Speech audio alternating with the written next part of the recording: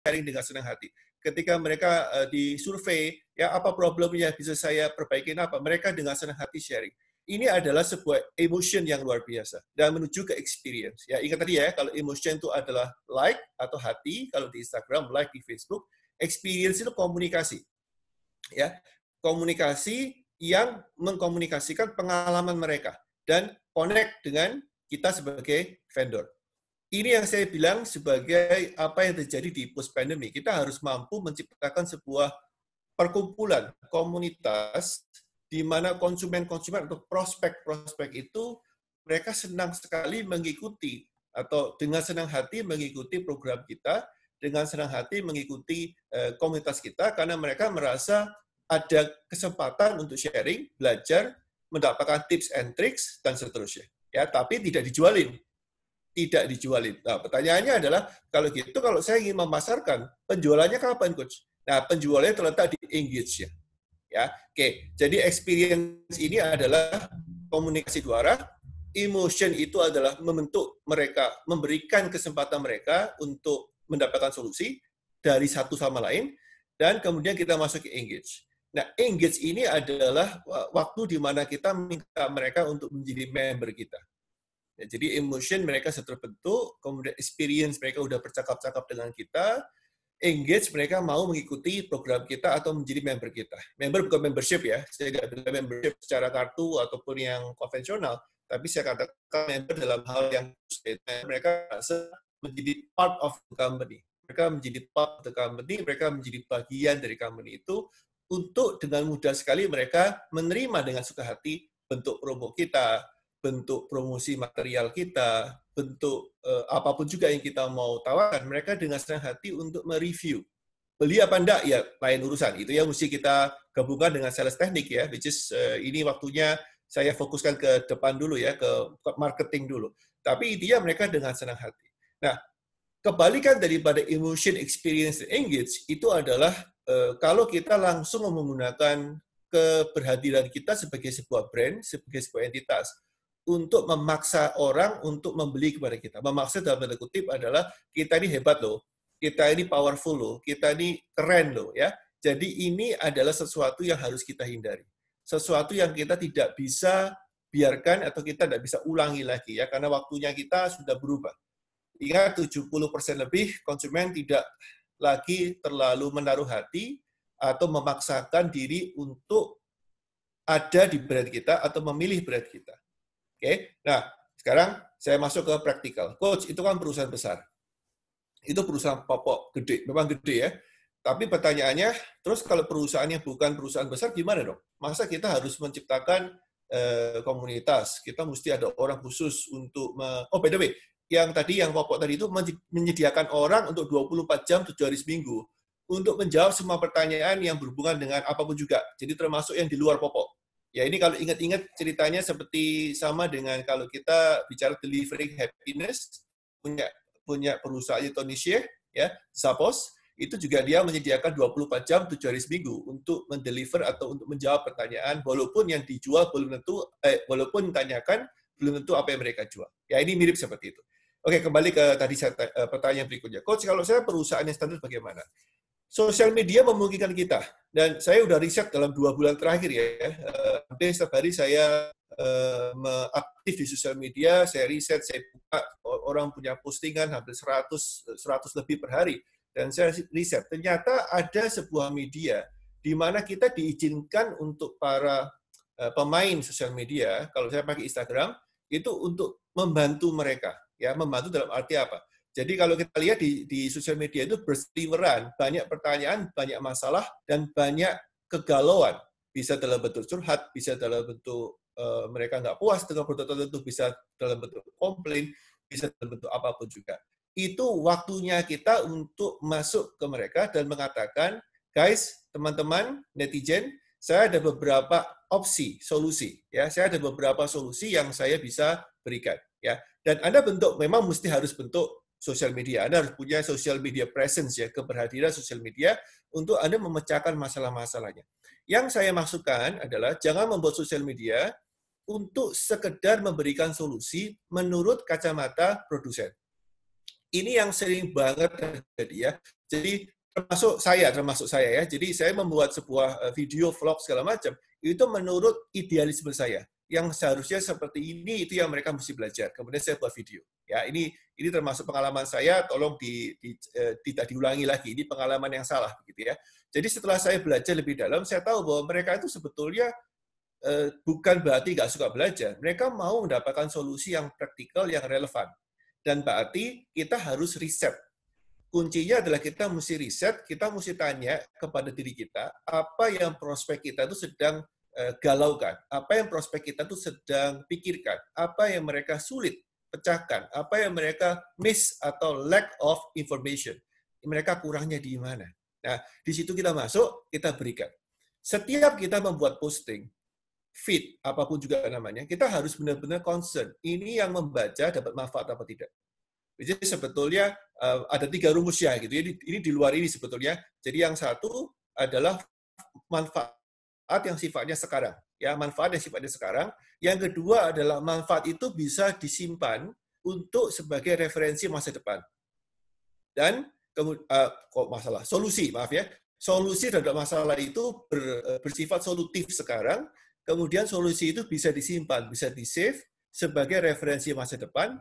Dan yang ketiga adalah solusi ini ketika yang menerima itu menyebarkan solusi ini, mereka mendapatkan social proof atau mendapatkan social currency.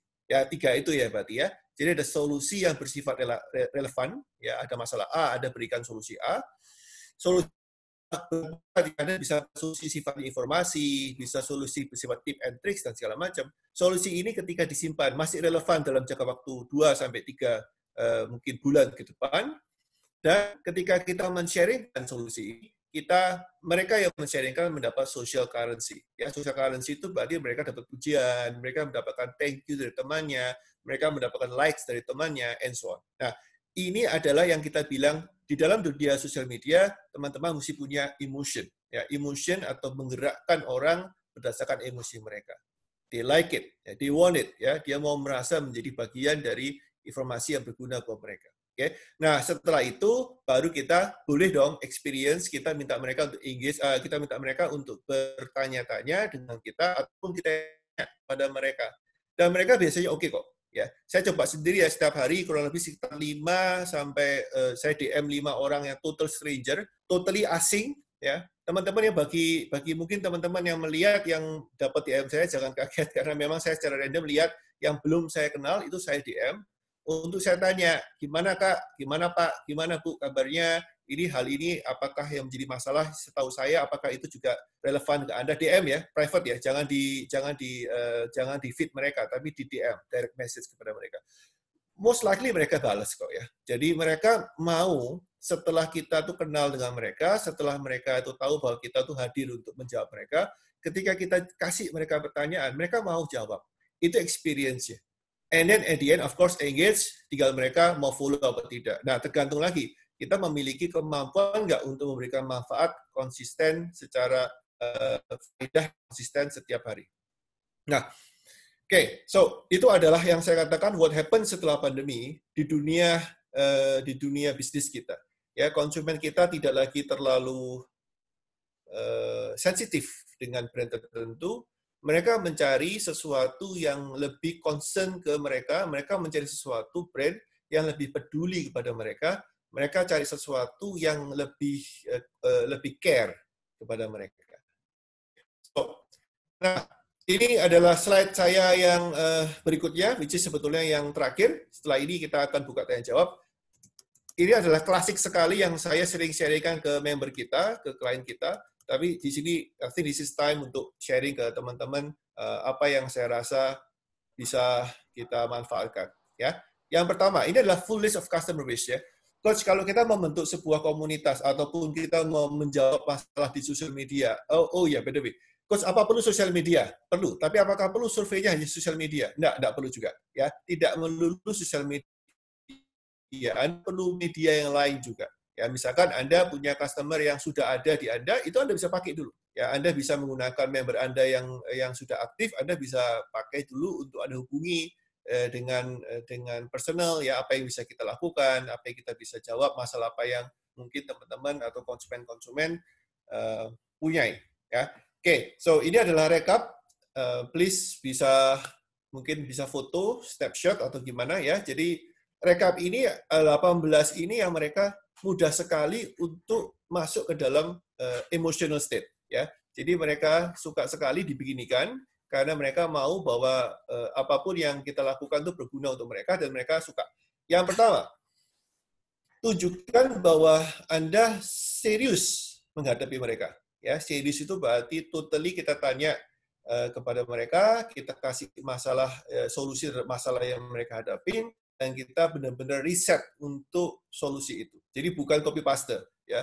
Kita tidak bisa copy paste. Itu memang effortnya besar ya. Jadi by the way kita mesti benar-benar serius untuk melakukan ini. Kita mesti riset. Ya. Mereka punya masalah apa, kita cari, kita pikirkan, kita formulasikan, kemudian kita sajikan kepada mereka. Ya, itu to be taken seriously. That's number one. Nomor dua, pada saat kita membantu orang, pada saat kita memberikan layanan kepada konsumen kita atau kepada prospek kita harus kompeten. Artinya, kompeten ini yang kita bisa, kita bantu. Jangan kita membuat sebuah hoax ya. Jadi, kita menganggap kita mampu, orang toh nggak ngerti kita kemudian sharingkan informasinya, padahal itu adalah hasil daripada mencontek atau mengcopy paste orang lain punya kompetensi. Mungkin tidak ketahuan, tapi sekali ketahuan, emosinya langsung negatif. Ya, langsung kita dikandangkan gitu ya, dibuang dari mereka, emosinya negatif. Stay put ya, stay truth ya, jujur dengan kompetensi kita dan kita harus efisien ya. Artinya pada saat kita memberikan solusi, pada saat kita memberikan jawaban kepada masalah mereka, kita harus efisien, jangan bertele-tele ya, jangan bertele-tele. Ini saya lihat berkali-kali orang mencoba memberikan solusi itu muter-muter gitu ya. Akhirnya ujung-ujungnya ini bukan solusi tapi marketing ya. Jadi kelihatan banget, oh ini sedang pencitraan, oh ini sedang memberikan solusi tapi lebih banyak pencitraannya daripada solusinya. Again, emosinya nggak dapat. Ini wish ya. Wish itu kan berarti kan sesuatu yang tidak terucapkan ya, seperti wishing ketika kita ulang tahun tiup lilin ya. Wish itu kan something yang deep down di dalam hati. Oke, yang ketiga adalah kita bisa melihat trajektori atau mengantisipasi apa yang konsumen atau prospek kita inginkan. Nah, ini butuh jam terbang. Tapi sebetulnya itu yang dibuat oleh pabrik popok tadi. Ya, itu yang dibuat oleh pabrik popok tadi dengan membuat komunitas. Mereka memberikan sebuah wadah untuk mengantisipasi. Butuh apa sih mereka? Mereka butuh apa? Mereka curhat apa? Jadi mereka curhat tuh di kuping ya, didengerin, dibaca, tapi nggak dikomentari awal-awalnya. Lewat sebulan baru mereka minta izin untuk masuk dan memberikan pertanyaan. Right? Nomor 4 adalah bahasa yang dipakai harus cukup sederhana. Ini juga salah satu kelemahan saya, guys ya. Saya punya kelemahan itu menggunakan bahasa-bahasa yang kadang-kadang saya mikir, waduh, ini orang kagak ngerti nih. Jadi selama 2-3 bulan work from home itu saya berusaha untuk meriset ya. Saya menggunakan bahasa kata-kata yang lebih sederhana, lebih jelas, lebih to the point, lebih kena kepada mereka dan relevan. Ya. Nomor 4, tolong kalau kita ingin mendapatkan emosi positif mereka di masa pasca pandemi, kita pastikan kita menggunakan bahasa mereka, bukan bahasa idealisme kita, bukan bahasa keren yang kita anggap hebat, bukan bahasa ya technical atau apapun yang kita anggap itu baik untuk kita, tapi bahasa mereka. Ya. Nomor 5, basic courtesies itu berarti sopan santun. Sopan santun. Pada akhirnya kita mesti melihat ya, setiap usaha kita untuk menggarap emosi orang atau mendapatkan emosi positif orang itu harus atas izin mereka. Ya, jadi kita mesti tanya, are you okay kalau saya memberikan alternatif beberapa solusi? Are you okay kalau kita memberikan beberapa tips ya? Dan itu adalah pertanyaan-pertanyaan yang saya lakukan dan saya coba untuk konsisten melakukan. Kalau dia bilang kalau nggak dijawab, bahkan tidak dijawab pun, itu berarti dia tidak berkenan untuk mendapatkan tips kita. So don't do it. Jangan kirim, jangan DM, jangan kasih mereka email blank spamming segala macam. No, just have to be very clear. Are you okay dengan apa yang saya lakukan? Ya, Satu, dua kali kita melakukan itu, ada beberapa yang tidak, is fine, tapi kita move on, akan ada banyak yang oke. Dan begitu oke, pintu dibuka. Begitu mereka bilang oke, saya mau mendapatkan tips, pintu dibuka. Untuk para pebisnis, ini penting banget ya. Kita sekarang ada di zaman bahwa semua produk dan service itu di mata konsumen tidak terlalu beda. Tentu ada beberapa merek-merek tertentu yang luar biasa ekstrim quality-nya bagusnya, tapi itu kan berapa persen sih? Ya, tapi sisanya itu masuk kategori 11-12, artinya ya beda-beda tipis. Ya, kalau kita lihat sekarang di marketing, bahkan USP, saya kemarin saya barusan Zoom tentang USP, the depth of that. Jadi kematian dari yang namanya keunikan. Unik, hebat, keren. Itu tidak bisa terlalu ditonjolkan sekarang. Basic courtesies, however, sopan santun, itu perlu ditonjolkan. Itu perlu dibentuk. Mereka akan senang sekali kalau kita sopan. Oke, itu nomor 5. Nomor 6, selalu memberi opsi. Kekuatan daripada media pada umumnya adalah memberikan opsi. Kalau kita lihat TV channel, ada berapa channel. Kalau kita mau main game, ada beberapa game online, kita tinggal pilih. Kalau kita Netflix segala macam, aduh banyak banget ya. Jadi kita sekarang ada di dalam kondisi di mana prospek itu mempunyai opsi yang luar biasa. Banyaknya amazing number of options yang artinya kalau kita ngotot, hanya kita yang bisa memberikan informasi, hanya kita yang bisa memberikan solusi, hanya kita yang bisa memberikan jawaban, maka kita tidak akan ditengok sama mereka. Nah, ini aneh ya. Jadi kita ini membentuk sebuah emosi positif, tapi kita nggak boleh ngotot bahwa kita yang paling keren, kita yang paling jago, kita yang paling hebat. Nah, saya buktikan ini ya. Jadi ketika saya beberapa kali saya sharing ke teman-teman melalui vlog saya sharingkan misalkan, oh by the way guys, kalau Anda mau belajar tentang sales, Anda bisa lihat ke vlognya James Quick. Oh, kalau Anda ingin belajar tentang manajemen, Anda bisa ke Tanadi Santoso. Jadi saya mereferensikan beberapa tokoh yang saya anggap bagus. Of course, Anda harus apa itu namanya? Harus dipilah ya. Nggak bisa sembarangan kita ngomong, tapi Anda mereferensikan. Dan itu surprisingly, mereka suka. Dia bilang, wah keren ini. Saya bisa dikasihkan sesuatu yang mungkin satu kali di tempat lain mungkin nggak ngomong, di tempatnya coach, diomongin. Oh iya ya, lain kali kalau bahas yang ini, lihatnya di situ. Bahas yang ini, lihatnya di situ. Ya, sometimes malah saya kasih linknya. Kalau mau belajar branding, ini ada linknya. Dan ini membuat orang-orang merasa bahwa tempat kita itu tidak jadul, ya, tidak kaku, tidak monopoli secara salah, tapi kita memberikan informasi opsinya seperti apa. Right? Nomor 7 adalah tidak dilempar-lempar. Nah, ini kembali ke offline lagi ya. Jadi pada saat sekarang kita sebetulnya membutuhkan satu orang bertanggung jawab terhadap apa yang kita inginkan. Ini contoh yang saya alami. Jadi ketika saya ada problem di salah satu vendor telekomunikasi Indonesia, di Indonesia ini, saya bilang sama salah satu, saya bilang ke nomor customer service-nya, saya punya problem ini, kuota saya tidak ada, hilang. Ya, kuota saya seharusnya ada tapi hilang, sekian ratus mega. Terus dia bilang, oke, saya kabarin. Udah lewat sebulan nggak dikabarin. Nah, ini ketika saya telepon lagi, catatan saya hilang. Saya mesti ulangi lagi dari awal. Saya tahu bahwa ini adalah masalah teknologi. Saya tahu bahwa ini masalahnya kalau konsumennya baru 1, 2, 3 gampang. Kalau sudah ribuan konsumen ini masalah. Tetapi teman-teman, ini momen yang paling sulit. Karena kalau Anda tidak hati-hati, dilempar-lempar seperti ini, saya barusan pagi ini udah merasa, udahlah saya give up aja dah. Saya coba provider lain. Literally saya bilang, wah sudah saya pakai provider lain. Ini benar-benar sudah kayak, hati-hati banget ya. You get my point. Hati-hati banget karena kita tidak bisa membuat orang merasa dilempar-lempar, tidak dianggap serius. Nomor 8 satu paket sebetulnya didengarkan ya dan diperhatikan. Ya, diperhatikan ini berarti yang saya katakan tadi kalau kita melakukan komplain atau memberikan masukan ya kita harus seperti say thank you dan kita harus act upon it. Kita mesti mengambil action di situ. Kita mesti memberitahukan bahwa kita mengambil tindakan yang jelas ya, bukan cuma sekedar ya tapi tidak ya. Dedicated attention, satu lawan satu, ya kita sekarang ada di dunia yang sangat-sangat aneh sekali di mana semua orang berebut perhatian. Jadi kalau kita tidak bisa fokus untuk minimal say hi dan kemudian ya stick to that person untuk menanyakan dengan serius apa yang mereka bisa ambil manfaat dari kita atau apa yang bisa kita berikan, maka you lose the opportunity. Alright? Oke, nomor 10, knowledgeable help. Membantu sesuai dengan kapasitas kita. Nomor 2 tadi sudah jelas, tapi membantu dengan keahlian kita. Jadi nggak cuma kompeten, tapi keahlian kita.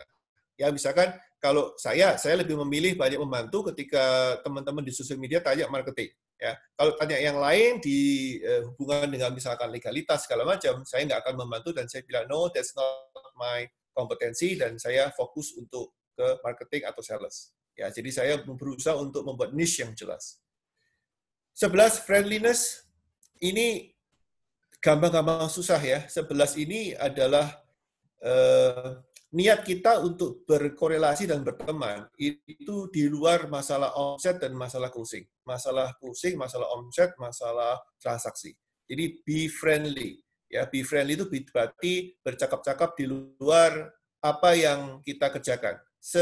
Seenaknya mereka ngomong apa kita nimbrung ya, tapi bukan sifatnya memberikan bantuan karena di luar kompetensi kita, tapi mereka harus merasa bahwa kita menjadi teman mereka ya. Nah, ini juga saya masih punya problem karena saya ternyata tidak terlalu nyaman untuk terlalu banyak ngomong-ngomong di sosial media. Jadi ternyata teman-teman sosial media itu suka banget tanya macam-macam dan suka tanya pendapat saya. Tapi kemudian kalau saya layanin, itu kepala saya pusing gitu ya. Karena tambah lama, waduh, banyak pertanyaannya. Nah, yang nomor 11 ini saya juga masih belum terlalu bagus. Ya, not my, bukan titik di mana saya paling kuat. Nomor 12 adalah kita adalah perusahaan yang progresif. Artinya apa? Informasi-informasi yang paling baik itu adalah informasi yang berhubungan, sebaik-baiknya informasi yang bisa Anda sharingkan, itu informasi yang berhubungan dengan progres, yaitu misalkan ada sesuatu yang baru, ada sesuatu yang keren, ada sesuatu yang menjanjikan, ada sesuatu yang breakthrough, ada sesuatu yang kreatif, ya. Something good is coming on your way, seperti itu ya. Jadi ada sesuatu yang Anda beritahukan. Itu sebaik-baiknya informasi. Ya, sejelek-jelek informasi adalah informasi yang bersifat spamming, yang bersifat brosur di copy kemudian dilempar ke mereka, diberitahu aku punya produk ini. Jadi ketika kita membentuk emotion, ini baru emotion ya. Jadi kalau untuk experience sama engagement, I think you get my point.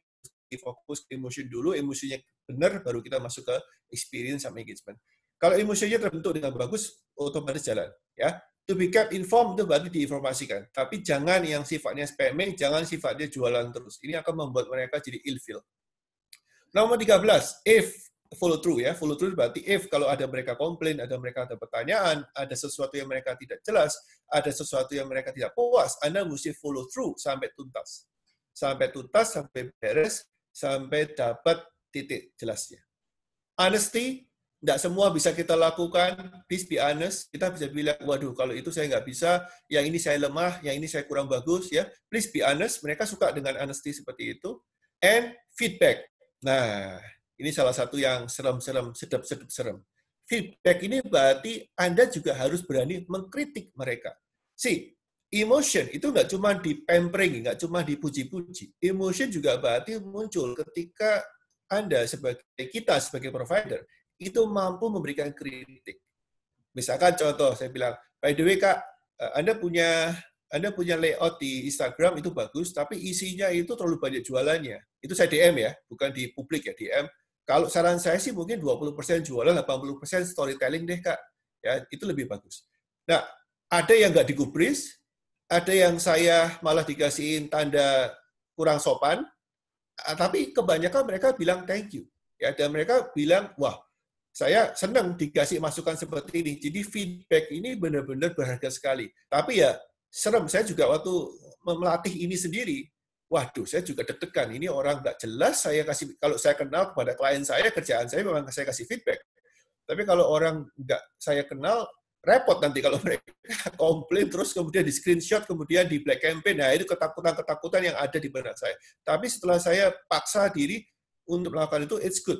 It's very, very good. Kasih feedback, kasih kritik yang membangun. Jangan menjelekkan dia. tapi kritik yang membangun. Ya. Kemudian 16, 17, 18, ini waktunya kita tanya jawab. 16, 17, 18, ini satu paket, yaitu namanya professional, empati, dan respect. Itu artinya apa? Secara profesional, kita harus jelas. Fokus kita adalah memecahkan solusi konsumen, memecahkan solusi prospek.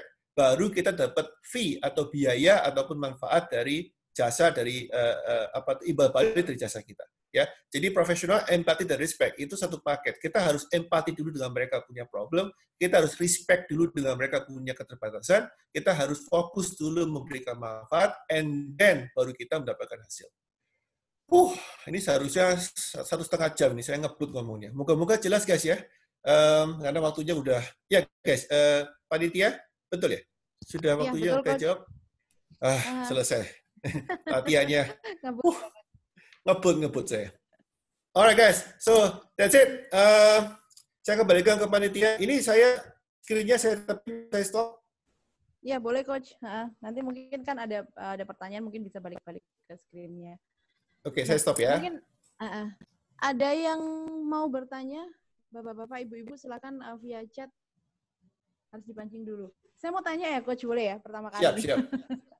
Nah tadi kan coach Humphrey bilang tentang emotion, experience, dan juga engage. Nah, itu kan ada fase-fasenya, dari emotion ke experience ke engage. Kalau boleh tahu, dari emotion menuju ke engage sampai ke calon konsumen kita udah engage ke kita, itu rata-rata berapa lama waktunya, Coach? That's good. Ya, saya juga mencari ini. Jadi ini pertanyaan bagus dari Mbak Tia. Saya juga mencari formulanya. Berapa lama kita bisa dari dari emotion, experience masuk ke engage? Karena engage itu kan berarti kita kan dapat uangnya ya, kita panennya di situ. Ternyata tidak ada jawabannya. Yang ada adalah setiap konsumen beda-beda. I'll give you example. Jadi contoh ya, saya kan melihat ya berapa banyak orang dari mulai saya say hi sampai follow saya punya IG. Itu contoh kalau di IG ya, di Instagram, berapa banyak ketika saya say hi sampai mereka follow Instagram saya. Itu ternyata orang yang desperate sekali. Orang yang mereka dalam problem, misalkan jualannya nggak laku-laku, kemudian saya sapa, kemudian saya kasih beberapa feedback, itu nggak sampai setengah jam mereka follow. Jadi tergantung, semakin orang itu tidak dalam kondisi stabil, dalam kondisi lagi cemas, lagi emosi negatif, saya kasih mereka tuh seperti kayak siraman air segar gitu loh Mbak Dia. Mereka langsung nyes gitu loh. Mereka kerasa, waduh terima kasih coach, terima kasih banget diperhatikan. Tapi saya nggak tips biasa. Saya tahunya ya tipsnya gimana bikin fokus konsumen, gimana AIDA ya, attention, interest, desire, action. Itu saya kasih, tapi mereka benar-benar senang banget. Nah, jadi jawabannya adalah tergantung daripada state of you punya prospek. Semakin banyak prospek yang tanda kutip lagi stres, semakin banyak engage yang kita dapat. Begitu ya. Nah, tapi ini bukan berarti kita memanipulasi loh ya. Jadi kalau kadang-kadang kita melihat mereka stresnya itu tidak dalam kapasitas saya, ya. Waduh, ini saya nggak bisa bantu. Ya. Saya mesti bilang, honestly, wah ini di luar kemampuan saya, Kak. Ya, I think you have to go to A, B, C, dan seterusnya. Ya, jadi itu jawaban saya sih, Mbak Tia. Tergantung. Jadi nggak seperti itu tadi juga nggak dilempar-lempar juga ya, Coach ya. Kalau misalnya ada yang bilang tanya kayak gitu, ya udah kita jawab jujur aja, kita nggak bisa kayak gitu ya. Betul. Very harus menemukan segmentasi pasar itu yang lagi bermasalah, lagi benar-benar butuh kemampuan kita untuk masuk, itu lebih oke. True. That's the point. Thank you pertanyaan. That's very good question, Mbak Dia.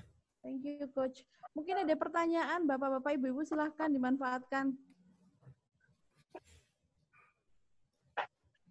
Boleh via chat, nanti di-open untuk mic-nya.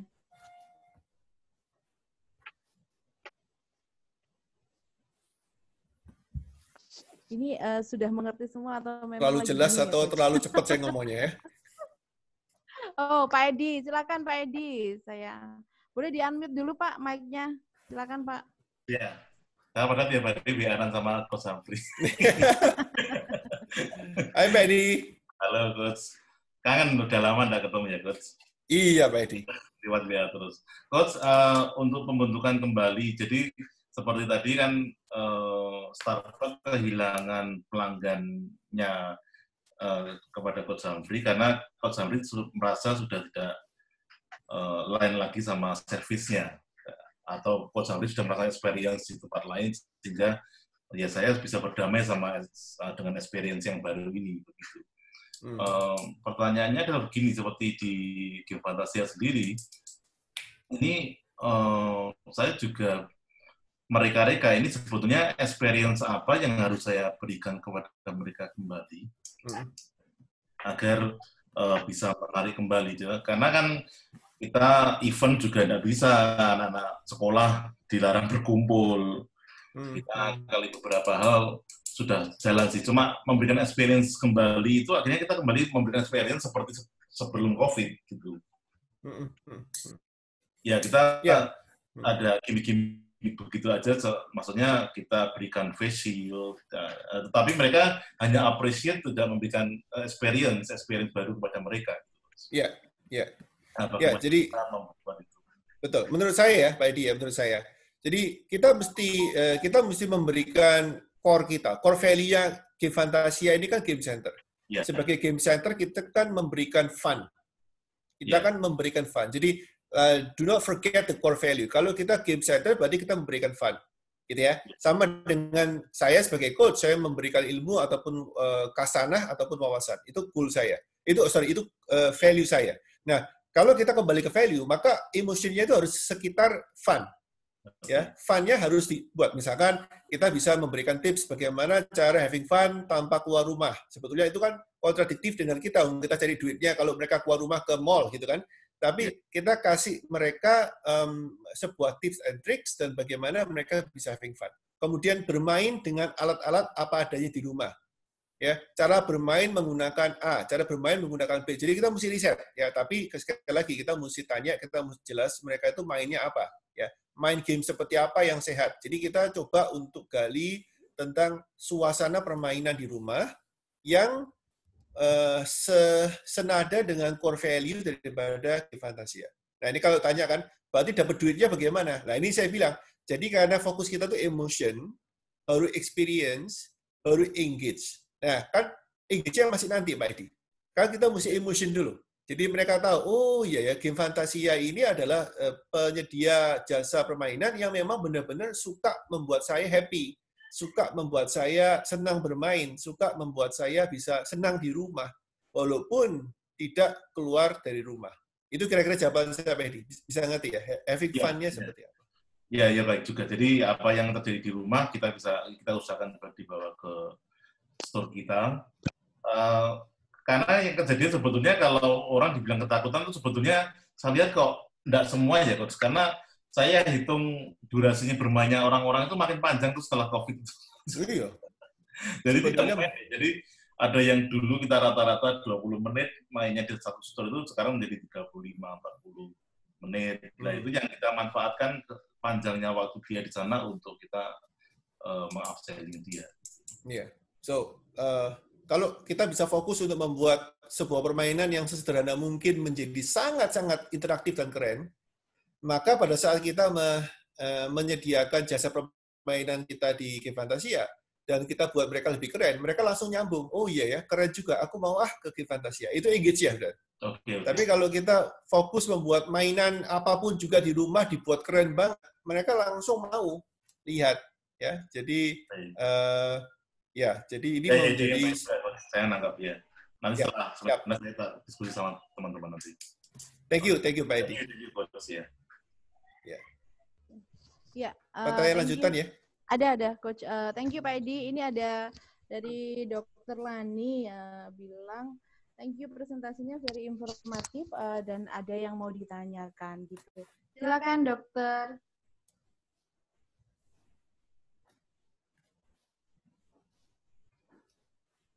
Mungkin bisa di-unmute dulu sebentar saya cek. Oke. Hai, Dr. Lani. Hai, Coach Humphrey. Thank you so much. Penjelasannya sangat inspiratif ini dan sangat informatif. Yeah. Saya tertarik tuh dengan tadi mengenai customer wishlist ya. Yes, customer wishlist. Ya, customer wishlist yang nomor 6 nih. Karena ini sesuatu yang agak menurut saya agak tricky nih cara menjawabnya. Misalnya kita kan di perusahaan kita kan ada staf yang bertugas untuk memberikan explanation atau mereply ya di sosmed administrator lah kalau kita sebut di sini. Nah, ini bagaimana membekali staf kami agar pada saat mereka merespon untuk poin yang nomor 6 tuh, to be informed of the options. Jadi kan Coach kasih contoh, misalnya kita juga mau memberikan referensi juga mengenai mungkin produk atau service kompetitor kita ya. Ya, ya. Atau jadi perusahaan yang sejenis. Betul, nah, ini tipsnya bagaimana nih supaya staf kita ini dalam merangkai kata-kata jangan sampai justru memberikan image, wah ini malah nggak pede dengan produk atau service sendiri, kok malah nyaranin ke kompetitor. Nah itu. Betul. Dr. Lani, ini pertanyaan bagus banget ya. Moga-moga teman-teman bisa mengerti pertanyaan Dr. Lani. Ya, jadi ini yang saya lakukan. Jadi selalu berikan syarat dan ketentuan, dokter. Misalnya begini, Kak, manggilnya gimana sih? Kak ya, kalau pasien di tempatnya bisa dokter. Kak, bisa Bu, tergantung. Ya, bisa sis juga sih. Bisa sis, oke. Sis, kamu biasanya perempuan ya. Sis, kalau waktunya panjang, waktunya longgar, tidak cepat-cepat, sebetulnya tempat lain itu ada. Gitu ya. Tapi kalau waktunya mepet di tempat kita kebetulan lebih cepat. Itu pilihan juga. Mau lebih lama apa lebih cepat. Gitu ya. Kemudian bilang, kalau mau lebih hemat tapi agak sedikit sakit, ada nih tempat lain yang juga bagus, tapi agak sedikit sakit sih. Kalau tempat kita memang lebih tinggi, tapi kita kurang sakit ya, Bapak atau sis. Sis bisa pilih yang mana yang lebih cocok. Jadi kasih syarat, Dok. Kasih syarat yang mereka mikir sendiri. Saya mau lama apa cepat ya? Saya mau murah apa nggak sakit ya? Gitu ya. Jadi sebuah pilihan itu jangan ditelanjangi, kasih konteksnya. You know, kasih bajunya, Dok.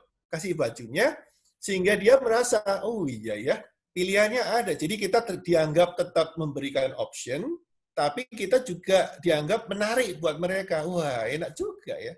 Semoga menjawab, Dok. Itu salah satu. Oke. Itu buatin skrip. Iya, karena kalau enggak, wah nanti bisa. Iya dong. Kita salah ngerti. Iya. Kasih syarat. Thank you. Semoga menjawab. Tipsnya. Bagus banget tipsnya.